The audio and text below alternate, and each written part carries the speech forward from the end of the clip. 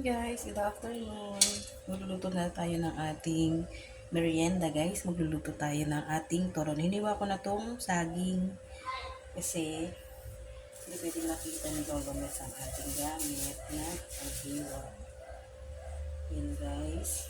Mababalot na ako dito. Lagyan natin yan ng asukal. Yan. Gusto ko guys yung ano. Ang binili ko talagang saging guys ay yung ripe na, yung hinog na. Yan ang gusto ko. Ayan na guys, ang ating nabalot na turon. Pipirito na natin yan. Magpapainit na tayo ng mantika guys. Turon muna tayo for today's video. Papainit tayo ng mantika. Medyo palulubugin natin sa mantika. Okay na yan guys. Palulubugin natin sa mantika ang ating guys, mainit na ang ating mantika. Maglalagay na tayo ng turon. Hinihintay lang ang ating apoy para maluto yung loob ng ating turon. Hinihintay lang ang ating apoy guys. Para maluto yung loob.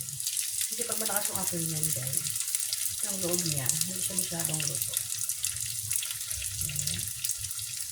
Medyo may tamtaman lang yung apoy niya. Hinay-hinay lang guys sa pagpipirito. At ingat-ingat din guys. Saka matalasikan na naman tayo ng mantika. Nagkaroon na tayo ng coffee dyan. At saka matalasikan ng mantika. Ang sakit guys. Kaya medyo kailangan natin mag-ingat sa talsik ng mantika. Yan. Hintayin natin maluto yung ating turon. Guys, bilingin natin. Okay na yung pabiyak. Ang kabila naman. Medium lang ang ating apoy guys. Medium heat lang ang ating apoy para hindi siya para maluto yung loob. Ayan.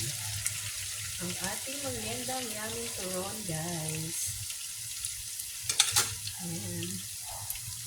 And guys, ang ating natapos ng ipirito at meron pa tayong nakasalang.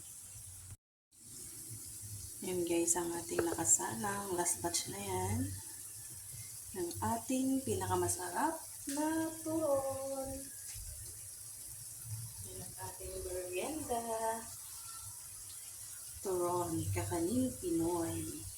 Guys, ang ating pinis turon, merienda natin at sasamahan natin yan guys ng isang malamig na soft drinks. Yan guys, ang ating merienda. For watching guys, please follow, like, and share. Bye!